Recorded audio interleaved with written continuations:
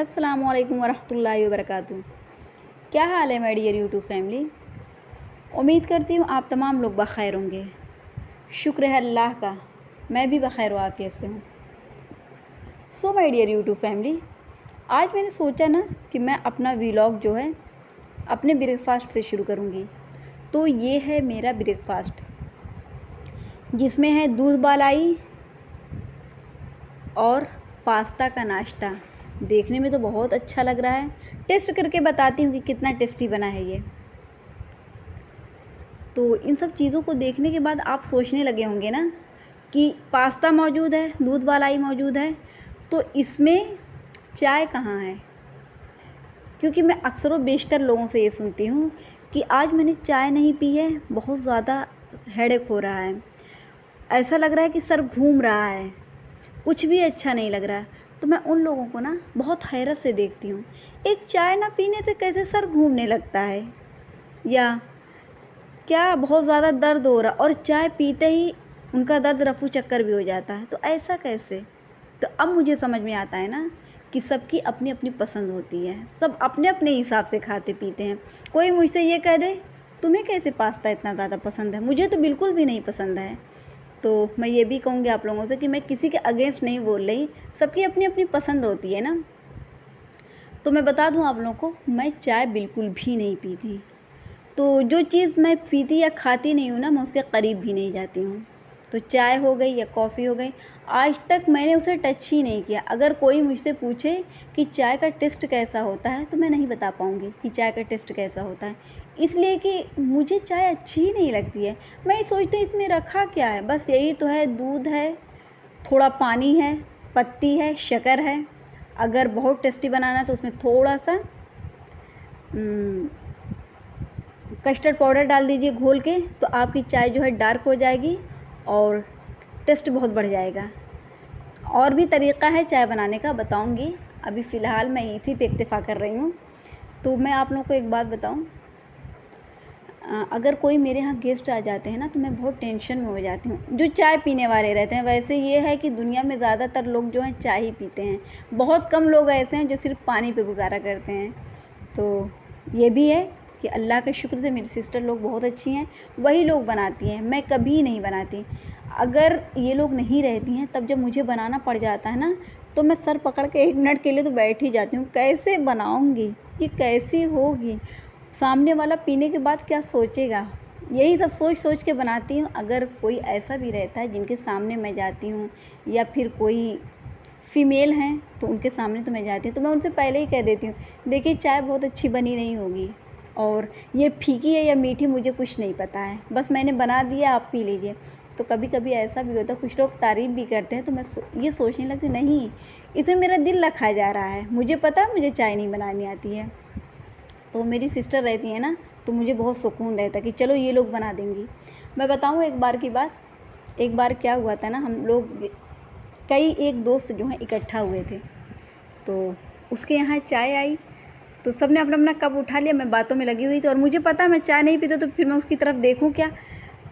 तो मेरी दोस्त ना एक बार मेरी तवज्जो उस पर दी रही, साइद अपनी चाय तो पी लो। मैंने कहा क्या, जब मैं उस पर ध्यान दी तो मैंने उससे पूछा क्या, तो कह रही कि चाय तुम नहीं पी रही, हम लोग पी चुके, तुम्हारी चाय ठंडी हो रही है। तो मैं कि ओह अच्छा।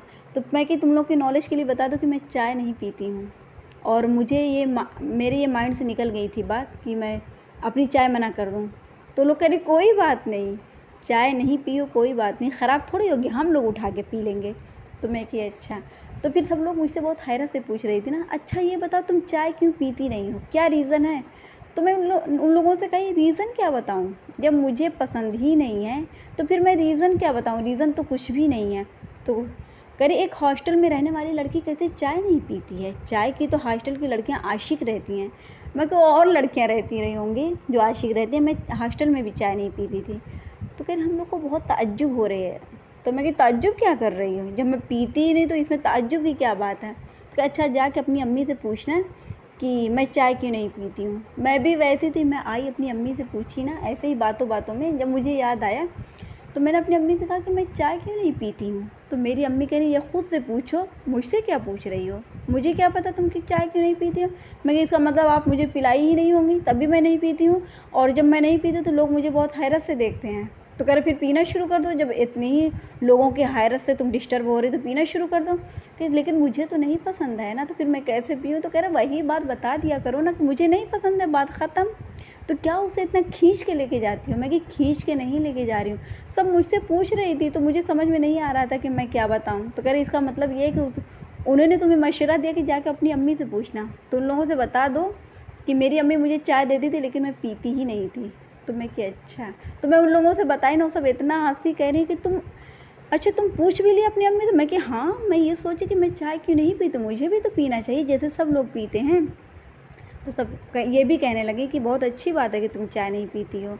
हम लोग तो चाय नहीं पीते तो हम लोग के सर में दर्द हो जाता है। कभी कभी ऐसा होता है दूध नहीं मिलता है और चाय नहीं मिलती है तो बहुत ज़्यादा सर दर्द करता है। तो मैं उन लोगों से कही चलो अल्लाह का शुक्र है किसी चीज़ से तो मैं दूर हूँ। तो फिर वो लोग मुझसे ये भी पूछे कि तुम कभी नहीं पीते हो, कभी ऐसा हुआ ही नहीं कि तुमने चाय पिया हो। मैं कि नहीं, मैं कभी चाय को टच ही नहीं की। अगर कोई मुझसे पूछेगा कि चाय कैसी होती है तो मैं उसका टेस्ट भी नहीं बता पाऊँगी। तो फिर हम लोग सोच रहे हैं कि एक बार तुझे चाय पिला के देखें। मैं कि जब मैं पीती ही नहीं तो फिर कैसा पिलाना। तो कह रहे अच्छा। तो मैं बताऊँ आप लोगों को, कभी अगर मेरा दिल करता है टोस्ट खाने का या फिर खारी खाने का ना, तो मैं उतनी ही चाय लेती हूँ जितनी कि उसके अंदर जाके डूब सके, उससे ज़्यादा नहीं लेती हूँ। क्योंकि ख़राब होगी तो फ़ायदा क्या है फेंकने से। कभी कभी ऐसा भी होता है कि बाल्टी में डालना पड़ जाता है, ये नहीं कि इतना मुझे अंदाज़ है कि उतने में एक खारी मैं आराम से खा लूँगी, तो कभी कभी फेंकना पड़ जाता है। तो ये मैं अक्सर व बेशतर नहीं करती हूँ। जैसे साल 2 साल, कभी कभी 3 से 4 साल भी हो जाते तो कभी एक बार। डेली का नहीं है, डेली क्या, महीने का भी नहीं, महीने का 6 महीने का भी नहीं है, मतलब साल 2 साल 3 साल में कभी एक बार दिल किया तो। क्योंकि मुझे आदत इसलिए नहीं है ना, मेरे नानिहाल में थी गाय, तो हम लोगों के यहाँ हमेशा दूध रहता था। मेरे नाना अब्बू ना बहुत शौकीन थे, तो दूध की वजह से ना मेरे यहाँ ज़्यादा नाश्ता जो है दूध ही का किया जाता था। तो जिन्हें दूध पसंद रहता था वो दूध लेते थे, जिन्हें बालाई पसंद रहती थी वो बालाई लेते थे। तो ऐसे करके ना मुझे भी आदत नहीं थी। और लेकिन अब मैं ये देख रही हूँ ना, धीरे धीरे मैं दूध भी पीना छोड़ दी हूँ। नहीं तो मेरा दूध लेना बहुत ज़रूरी रहता, थोड़ा ही सही लेकिन लेती थी। अब वो भी नहीं दिल करता है, पता नहीं क्यों ऐसा हो गया है। लेकिन आज ना दूध और बालाई को देख के दिल करने लगा है। तो ना मैं अब ज़्यादा दूध ही लेती हूँ ना चाय। चाय तो खैर मैं बिल्कुल भी नहीं लेती हूँ। तो इसीलिए मुझे मैक्रोनी, मैगी या फिर अंडा, कुछ ना कुछ नमकीन में चाहिए, लेकिन मीठे में मुझे कुछ नहीं चाहिए, क्योंकि मुझे मीठा ना बहुत ज़्यादा नहीं पसंद है। तो जब मैंने टेस्ट किया ना, मैक्रोनी बहुत ही टेस्टी बनी है। तो मैं बताऊंगी आप लोगों को मेरे यहाँ मैक्रोनी कैसे बनती है। आज तो बात करते करते ना बहुत ज़्यादा टाइम हो गया है और मेरा व्लॉग भी बहुत लंबा हो गया है, तो मैं सोच रही कि यहीं पे अपने व्लॉग को एंड कर दूँ। वैसे ये भी मैं बता दूँ आप लोगों को कि मैं पास्ता कई एक बार शायद डाल चुकी हूँ, तो फिर मैं उसके बारे में क्या बताऊँ। उसमें डालना ही क्या क्या रहता है, बहुत ही इजी है, बहुत ही इजी। जितना आप डालेंगे उतना ही टेस्टी बनेगा।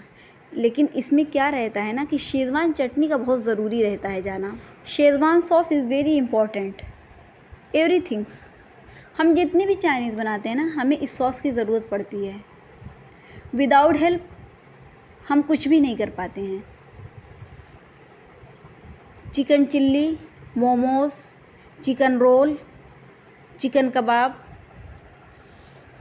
Pasta, Maggi, chicken rice, chicken chowmein, कुछ भी बनाना हो ना, हमें इसकी ज़रूरत पड़ती है।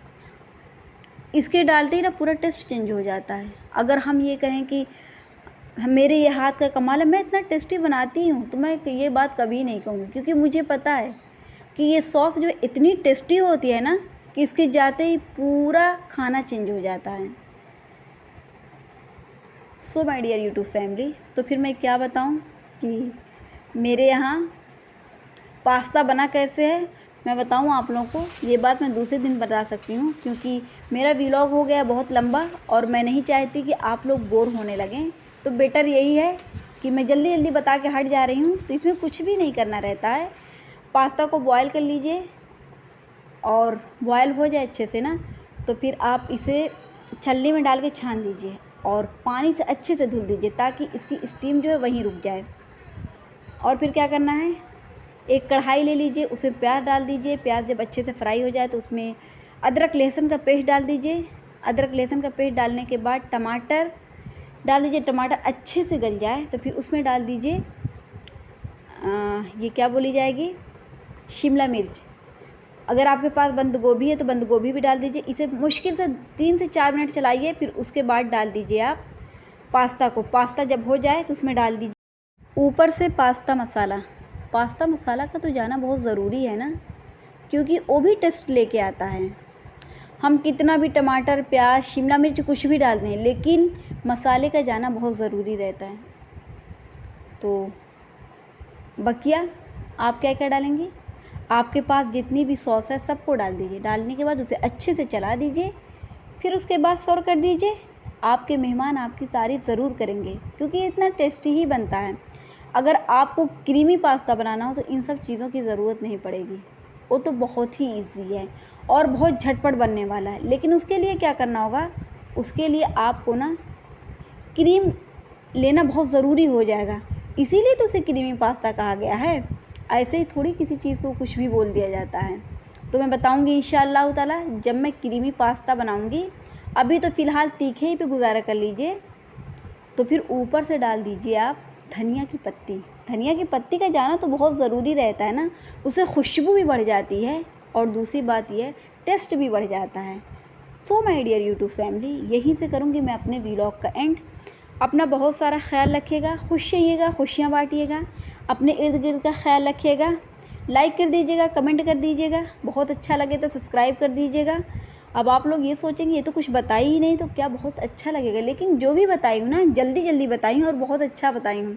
फिर मिलते हैं इंशाअल्लाह ताला नेक्स्ट व्लॉग में। अल्लाह हाफ़िज़।